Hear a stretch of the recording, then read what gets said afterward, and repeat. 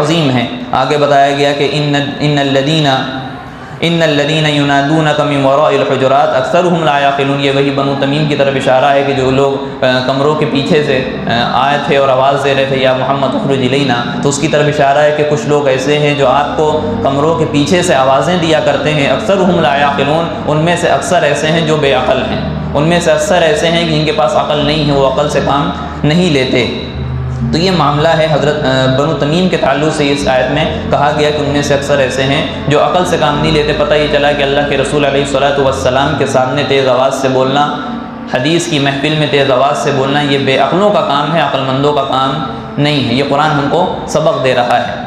اب آگے کہہ رہے ہیں وہی بنو تمیم کے بارے میں، ان لوگوں کے بارے میں کہ وَلَوْ أَنَّهُمْ صَبَرُوا حَتَّى تَخْرُجَ إِلَيْهِمْ لَكَانَ خَيْرًا لَهُمْ، کہ اگر یہ آواز دینے والے تھوڑا سا صبر کر لیتے، تھوڑا سا انتظار کر لیتے، یہاں اتنی دیر انتظار کرتے کہ اللہ کے رسول آپ خود ان کی طرف نکلتے، ان کے پاس جاتے اور ان سے پوچھتے کیا بات ہے، کیوں آئے ہو، لَكَانَ خَيْرًا لَهُمْ، تو ان کے لیے یہ زیادہ بہتر تھا،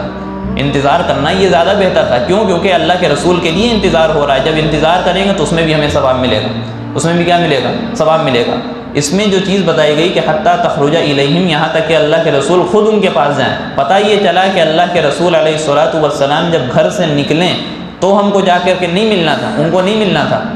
بلکہ ہو سکتا ہے کہ اللہ کے رسول اپنے گھر سے نکلیں اور کسی اور کام کے لیے نکلے ہوں اور ہم جا کر کے مل لیں، ان کے جو ہے ذہن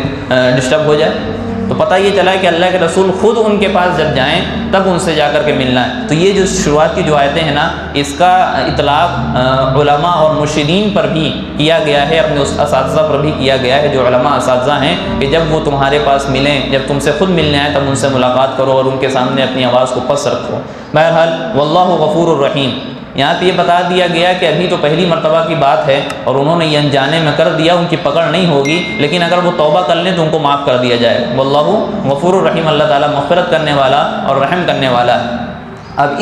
جب یہ آیت نازل ہوئی تو صحابہ کا کیا رویہ تھا؟ حضرت ابن عباس رضی اللہ عنہما، جو آپ صلی اللہ علیہ وسلم کے چچا زاد بھائی ہیں، ان کے بارے میں آتا ہے کہ جب حدیث لینے کسی اپنے عالم کے پاس، کسی استاد کے پاس جاتے تھے تو جا کر کے دروازہ نہیں کھٹکھٹاتے تھے، ان کو آواز بھی نہیں دیتے تھے۔ پیچھے کہا گیا نا کہ وہ جو لوگ گھروں کے پیچھے سے آواز دیتے ہیں اکثر بے عقلیں ہیں، اس کے نتیجہ یہ ہوا کہ حضرت ابن عباس رضی اللہ عنہما جب جاتے تھے تو آواز نہیں دیتے تھے، جا کر کے بیٹھ جاتے تھے۔ جب وہ عالم باہر آتے تھے، ان کے استاد باہر آتے تھے، کہتے کہ اے عبداللہ، آپ تو اللہ کے رسول صلی اللہ علیہ وسلم کے چچا زاد بھائی ہیں، آپ نے دستک کیوں نہیں دی؟ تو انہوں نے کہا مجھے ڈر لگتا ہے کہ قرآن میں یہ آیت نازل ہو گئی۔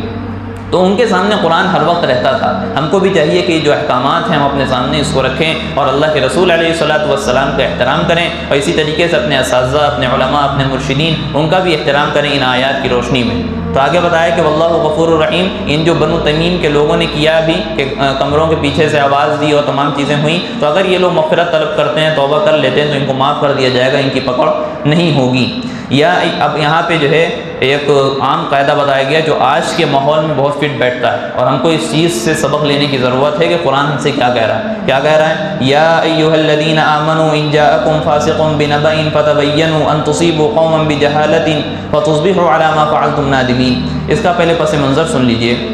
ایک ہیں حضرت حارث بن زرار بن ابی زرار رضی اللہ عنہ، یہ وہ ہیں ام المومنین حضرت میمونہ رضی اللہ عنہ جو ہیں، ان کے والد ہیں یہ۔ تو حضرت حارث رضی اللہ عنہ یہ بنی مستلق کے سردار تھے، انہوں نے اسلام قبول کیا اللہ کے رسول کے پاس، اور بعد میں اپنے واپس چلے گئے اور اللہ کے رسول کے ہاتھ پر بیعت کی کہ ہم زکوٰۃ ادا کریں گے۔ پھر یہ طے ہوا کہ آپ ایک تاریخ متعین ہوگی کہ آپ اس دن ہم میرے پاس فلاں بندہ بھیج دیجیے گا، کسی کو بھیج دیجیے گا، ہم اپنی قوم سے زکوٰۃ وصول کر کے اس کو پکڑا دیں گے تاکہ آپ تک کے زکوٰۃ پہنچ جائے، کیونکہ وہ بیت المال ہوتا تھا، اللہ کے رسول کے پاس تمام آتے تھے، ان کو دیا جاتا تھا۔ تو یہ چلے گئے۔ پھر ایک ہیں صحابی جن کا نام ولید رضی اللہ عنہ ہے، تو ان کے بارے میں آیا کہ ان کو جو تاریخ طے ہوئی تھی اللہ کے رسول نے ان کو بھیجا، لیکن معاملہ یہ تھا کہ ان صحابی کا بنو مستلق میں جب وہ اسلام نہیں لائے تھے تو ان سے کچھ دشمنی تھی، تو مختلف روایتیں ہیں۔ ایک روایت ہم آپ کے سامنے اس کے، یا پھر یہ کہہ لیں کہ اس کا خلاصہ ہم رکھتے ہیں کہ جب وہ اس تاریخ کو زکوٰۃ وصول کرنے کے لیے گئے تو وہاں انہوں نے دیکھا کہ سب لوگ، ان کو کیونکہ پتہ تھا بنو مستلق والوں کو کہ آج زکوٰۃ لینے اللہ کے رسول کا قاصد آ رہا ہے، تو ان کے احترام میں، ان کی عزت میں، ان کے استقبال میں، ان کو ویلکم کرنے کے لیے سب لوگ گھر سے باہر آ گئے اور بڑا اہتمام کیا ان کے لیے کہ لوگ آج وہ آئیں گے تو ان کا احترام کریں گے۔ تو جب حضرت ولید رضی اللہ عنہ نے دیکھا کہ سب لوگ گھر سے باہر نکلے ہیں، ان کا شک یہ ہوا کہ جو زمانے جاہلیت میں یعنی اسلام لانے سے پہلے جو دشمنی تھی، کہیں یہ لوگ ہم کو مارنے کے لیے تو نہیں آ رہے ہیں، ہم کو مار دیں گے یہ. تو یہ انہوں نے دور سے دیکھا اور وہیں سے لوٹ گئے. اور جب اللہ کے رسول علیہ الصلوۃ والسلام کے پاس آئے تو کہنے لگے کہ وہ لوگ جو ہے اسلام سے پھر گئے، وہ مرتد ہو گئے اور زکوٰۃ نہیں دیں گے، وہ ہم کو مارنے کے لیے آ رہے تھے. یہ بات کہہ دی. اللہ کے رسول صلی اللہ علیہ وسلم کو جب یہ بات پتہ چلی تو انہوں نے حضرت خالد بن ولید رضی اللہ عنہ کو جو ہے امیر بنایا اور کہا کہ کچھ لوگوں کو لے کر کے جاؤ، پہلے تحقیق کرو کہ کیا یہ بات صحیح ہے کہ مسلمان اسلام کو انہوں نے چھوڑ دیا اور زکوٰۃ سے منع کر رہے ہیں اور میرے قاصد کو مارنے کی دھمکی دی ہے. اگر یہ بات صحیح ہو تو ان کے اوپر چڑھائی کر دینا، ان کے اوپر حملہ کر دینا. تو ادھر حضرت خالد بن اب جب وہ وہاں پہنچے حضرت ولید اور وہاں سے واپس آئے، اللہ کے رسول کو بات پتہ چلی، حضرت خالد بن ولید کو امیر بنایا گیا، ان کا دستہ نکلا تو کافی دن ہو گئے. ادھر جو ہے حضرت حارث رضی اللہ عنہ بن زرار، ان کو لگا کہ اللہ کے رسول صلی اللہ علیہ وسلم لگ رہا ناراض ہو گئے، اپنے قاصد ابھی تک ہمارے پاس نہیں بھیجا زکوٰۃ وصولنے. یہ اپنی زکوٰۃ وصولے بیٹھے تھے کہ جب کوئی آئے گا ہم ان کو پکڑا دیں گے، ان کا احترام کر کے، ان کا استقبال کر کے ان کو پکڑا دیں گے. لیکن ان کو لگا کہ اللہ کے رسول لگ رہا ناراض ہو گئے کسی بات پہ، تو یہ اچھی بات نہیں ہے. انہوں نے اپنی قوم کے سرداروں کو جمع کیا کہ چلو اللہ کے رسول کے پاس چلتے ہیں، دیکھیں کیا بات ہے، معافی مانگ لیتے ہیں، کوئی غلطی تو نہیں ہو گئی ہم لوگوں سے انجانے میں.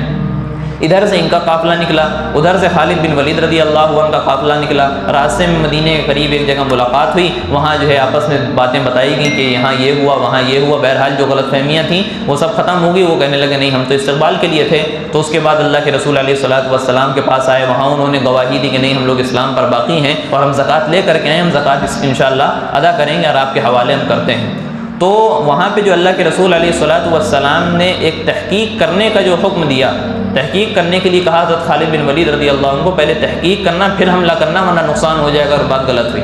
اگر بات غلط ہوئی تو نقصان ہو جائے گا. تو یہاں پہ ایک عام قاعدہ ہے، یہاں پہ حضرت ولید رضی اللہ عنہ کو فاسق نہیں کہا گیا. یہاں پہ ایک شبہ کچھ لوگوں کو ہوتا ہے کہ صحابی رسول کو فاسق کہہ دیا قرآن نے، نہیں، ان کو فاسق نہیں کہا، بلکہ یہ ہمیں قاعدہ بتایا گیا کہ اگر کوئی فاسق، کوئی گنہگار شخص تمہارے پاس آئے کوئی خبر لے کر کے، تو تم کو چاہیے کہ پہلے تحقیق کرو. کیا کہہ رہا قرآن؟ یا ایھا الذین آمنوا ان جاءکم فاسق، اگر اے ایمان والو اگر تمہارے پاس کوئی فاسق شخص، فاسق کہتے ہیں گنہگار کو، جو کبیرہ گناہ کرتا ہے اس کو فاسق کہتے ہیں. فاسق شخص کوئی اہم خبر لے کر کے آئے، کسی کی شکایت ہو، کسی کو سزا دینے کے تعلق سے کوئی بات ہو، یا کسی کے تعلق سے ایسی بات ہو جو اس کے اوپر الزام لگ رہا ہو، اور اس کے مقابلے میں کوئی خلیفہ یا امام یا اسی طریقے سے کوئی چوکیدار کہہ رہے ہیں، کوئی داروغہ ہے اس کو سزا دے گا، تو اس سزا دینے سے پہلے کیا کہہ رہا ہے قرآن؟ فتبینوا، پہلے تحقیق کر لو، ان تصیبوا قوما بجہالۃ، کہیں ایسا نہ ہو کہ بغیر تحقیق کے نتیجے میں وہ بات غلط ہو اور تم کسی قوم کو نقصان پہنچا دو انجانے میں، بجہالۃ انجانے میں تم اس کو نقصان پہنچا دو. فتصبحوا علی ما فعلتم نادمین، اس کے بعد کیا ہوگا؟ نقصان تو پہنچا دو گے، پھر تم کو افسوس کے سوا کچھ تمہارے ہاتھ نہ آئے گا، صرف تم کو ندامت ہوگی، شرمندگی ہوگی کہ ہم نے کیا کر دیا. آج کے دور میں جو اس آیت کو فٹ کرنا ہے وہ اس طریقے سے فٹ کرنا ہے کہ آج ہمارے پاس موبائل ہے، آج ہمارے پاس واٹس ایپ ہے، آج ہمارے پاس فیس بک ہے، انسٹاگرام ہے، اس میں ریلز ہیں، شارٹس ہیں، میسیجز ہیں، فارورڈ تمام چیزیں ہیں. اس میں ہمارے پاس حدیث آ گئی کہ آپ کو رمضان مبارک ہو، اور اللہ کے رسول علیہ الصلوۃ، مثال کے طور پہ اللہ کے رسول صلی اللہ علیہ وسلم نے فرمایا کہ جو رمضان کی سب سے پہلے مبارکباد دے وہ جنت میں جائے گا. یہ کون سی حدیث ہے؟ کوئی حدیث نہیں. ہم کو چاہیے کہ فتبینوا، قرآن کے اس حکم پر عمل کریں. اگر ہم نے بغیر کسی تحقیق کے اس پر عمل کر لیا تو ہم گویا کہ حرام کام میں مبتلا ہو گئے، کیونکہ قرآن نے صاف منع کر دیا ہے کہ یا صاف حکم دیا ہے فتبینوا کہ تحقیق کرو. ہم کو چاہیے کہ ہم علماء سے تحقیق کریں، ہم کو چاہیے کہ مفتیان نظام، ائمہ مجتہدین، ائمہ سے جو ہے تعلق بڑھائیں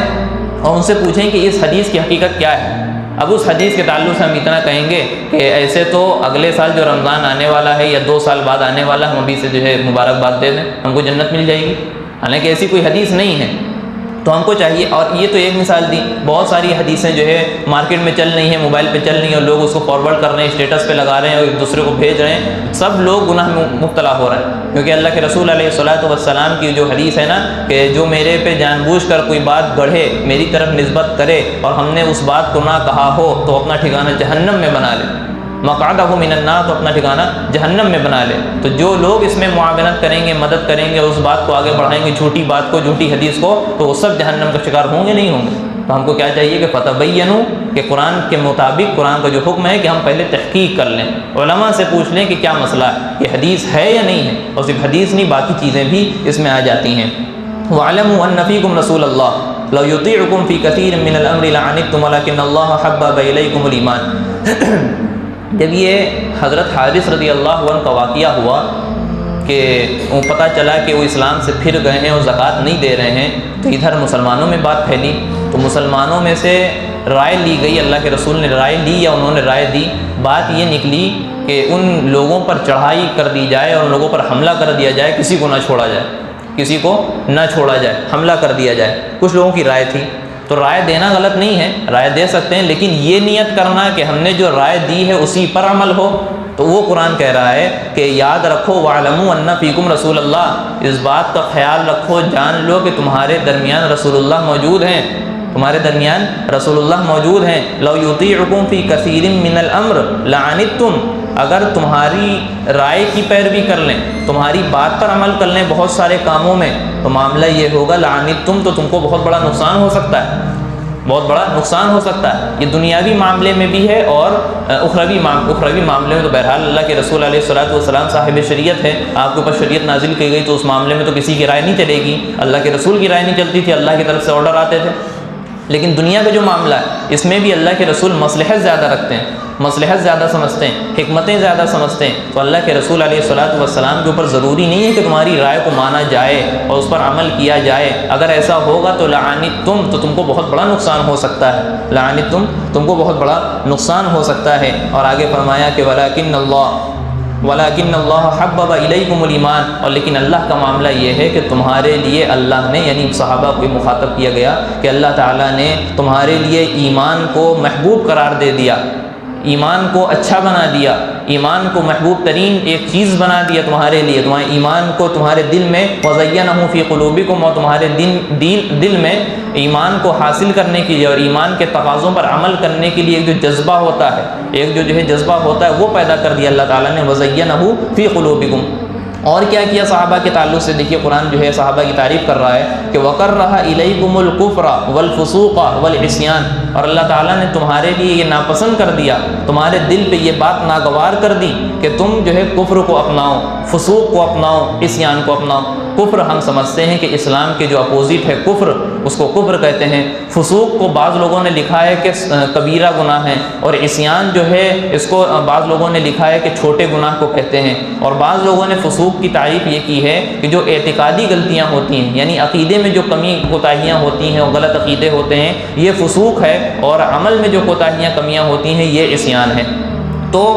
اعتقادی غلطی سے بھی اللہ کے صحابہ کرام کو اللہ تعالیٰ نے کیا کیا، ان کے دلوں کو ناپسند کر دیا ان چیزوں کے بارے میں کہ فسوق بھی پسند نہیں کرتے، فسق کو بھی پسند نہیں کرتے، عصیان کو بھی پسند نہیں کرتے، اور کفر کو بھی پسند نہیں کرتے۔ اولئک هم الراشدون، اور وہ سب کے سب ایسے ہیں جو سیدھے راستے پر چلنے والے ہیں۔ فضلا من اللہ ونعمہ واللہ علیم حکیم۔ یہ جو تمام چیزیں ہیں کہ اللہ تعالیٰ نے صحابہ کرام کے دلوں میں ایمان کی محبت کو پیدا فرمایا، کفر اور گناہ اور فسق کی ناپسندیدگی کو پیدا فرمایا، کراہت کو اور ناگواری کو پیدا فرمایا ان کے دلوں میں، اور وہ سب کے سب سیدھے راستے پر۔ یہ کیسے ہیں؟ اپنے آپ ہو گئے؟ نہیں، فضلا من اللہ، یہ اللہ کا فضل ہے، ونعمہ، اور اس کا انعام ہے، اس کی نعمت ہے، یہ اور کچھ نہیں ہے، کسی کے اختیار میں نہیں ہے کہ وہ سیدھے راستے پر چلے، کسی کے اختیار میں نہیں ہے کہ کوئی کسی کو سیدھے راستے پر چلا دے۔ اللہ کے رسول علیہ الصلوۃ والسلام نے کوشش کی تھی اپنے چچا ابو طالب کو کلمہ پڑھانے کی، لیکن نہیں پڑھا پائے۔ پھر اللہ تعالیٰ نے قرآن میں آیت کیا نازل کی تھی کہ انک لا تہدی من احببت ولکن اللہ یہدی من یشاء، کہ آپ جس کو چاہیں ہدایت نہیں دے سکتے، اللہ جس کو چاہتا ہے اس کو ہدایت دیتا ہے، کسی بندے کے بس میں یہ کام نہیں ہے۔ تو یہ جو صحابہ کرام کے تعلق سے جتنی اچھی باتیں آئی ہیں کہ اللہ تعالیٰ نے ان کے دلوں کو خالص کر دیا تقوی کے لیے، اور ان کے دل میں جو ہے ایمان کی محبت ڈال دی، اور کفر اور فسوق اور عصیان کی جو ہے کراہٹ ڈال دی، تو یہ صرف کیسے ہوا ہے فضلا من اللہ ونعما، اللہ کا فضل ہے اور اللہ کا انعام ہے خالص، اور کچھ نہیں ہے۔ واللہ علیم حکیم، اور اللہ تعالیٰ ہر چیز کو جاننے والا ہے، اور کیونکہ وہ حکمت والا ہے تو جانتا ہے کس کے دل میں ایمان کی محبت ڈالنا ہے اور کس کے دل میں کفر کی ناپسندیدگی اور کراہٹ ڈالنا ہے۔ اللہ تعالیٰ حکمت والا ہے، وہ خوب جاننے والا ہے۔ تو یہ چند آیتیں تھیں جو ہم کو سب سے خاص طور سے فتبینوا کی آیت ہم کو موجودہ حالات کے مطابق اس کو فٹ کرنا ہے اور اپنے اوپر نافذ کرنا ہے کہ ہم کو کوئی بھی خبر آئے فوراً ہم کو اس کی تحقیق کرنی ہے، اور اس سے پہلے جو